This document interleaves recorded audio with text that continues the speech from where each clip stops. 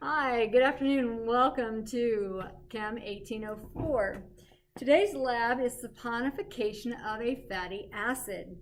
It actually involves basically household components, but we have to include some industrial chemicals. This is actually a lab that in the early days, like 1800s, 1900s, was how our pioneers actually washed their clothes. They took the fatty acids from animals, and this is added lye. Today we use sodium hydroxide, potassium hydroxide to create our soaps. We use petroleum products, but on the internet you can find ways to make soaps using basic oils. Some of them are grapeseed oil, walnut, sesame, basic peanut oils. We're actually going to use generic vegetable oil for the simple fact that most products are made with vegetable oils. We're also going to add a little twist to it and do vegetable oil, and then we're going to actually use one of these three oils while we're completing the actual lab.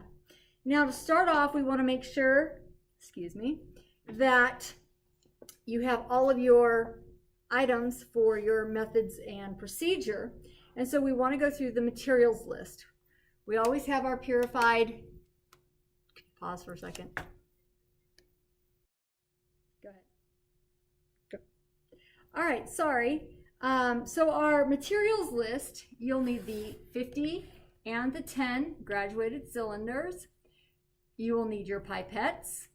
You will need 2 glass test tubes. You see I have an extra one here. We'll get to that in a minute. You'll need your sodium hydroxide.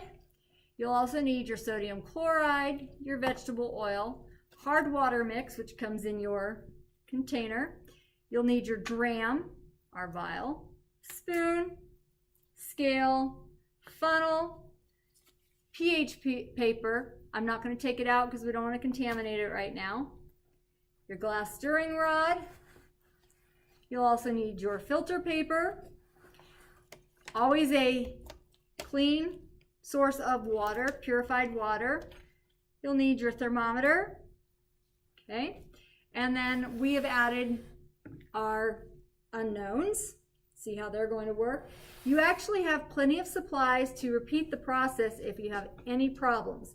Now, this particular activity takes 3+ days once you get past the first setup. Okay, so now please be aware that sodium hydroxide is a corrosive and can burn the skin. It can also burn your mucous membrane, so please keep it away from any exposed skin. And as you can see, I'm dressed in my PPE. All right, so that goes over your list, and then of course any paper towels for spillage if you are a messy cook or chemist in the kitchen. All right, now for time's sake, I've already pre-measured approximately 2 grams of vegetable oil in my dram. To do that, you would of course tear out your vial prior to. You want to weigh your vial empty. Then you'll put your 2 grams in there. Okay. I have also done the same thing with one of my unknowns here because we want to do a comparison. We want to see the difference between vegetable oil, which can consist of soybeans, safflower, corn oils. You never know what's in your vegetable oils, to a pure oil. Could be peanut oil, grapeseed, or sesame. Okay. Now, when soaps are being made, they often are given a scent. They're often given a color. As you can see, this particular oil has a natural brown color, and oils also have a natural odor to them. So this one's going to be my unknown, and this one is my vegetable oil. I also pre-measured my sodium hydroxide. Now, when we're making soaps, and I want to make sure that you pre-read your background because it's important. You do need a certain amount of sodium hydroxide for every 2 grams of vegetable oil, or in this case, one of your other oils. Now, depending on the oil that you're using, you may need additional sodium hydroxide. So I pre-measured, for the sake of time, my 2 mils, and I'm going to add to my to my vegetable oil, my 2 mils of 1 molar sodium hydroxide. Now, you will be looking for what we call emulsification, which is one of the terms that you guys learned back in 1802.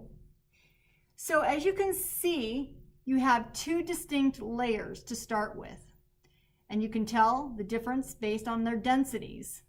Okay, you can see the sodium hydroxide on the bottom and the oil floating on the top. We want those layers to disappear. We want them to become one.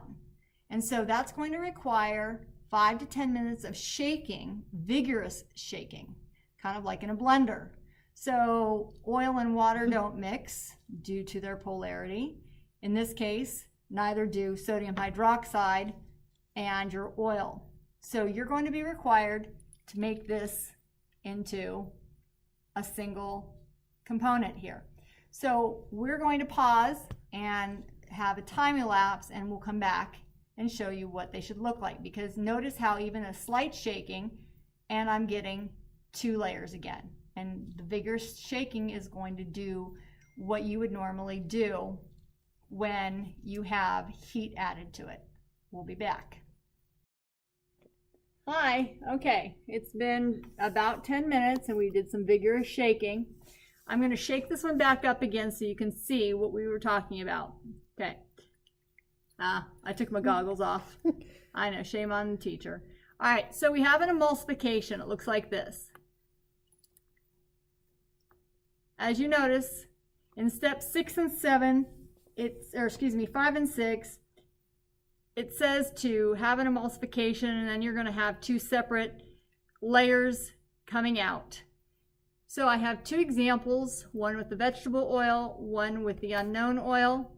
Notice how I have a solid that's separating out. We have this distinct layer down here, and there's a solid in between here, and a slight layer at the very top. This is what you want to begin to see after you have shaken vigorously for 10 minutes. Now, over the next 72 hours as you let these sit, and if you go beyond 72 hours, they can sit indefinitely, all right? You are going to see this solidify in the center, and you'll have a layer on the top and a layer on the bottom. That's fine. The minimum time is 72 hours before you can begin the next phase. So we'll be back to follow up.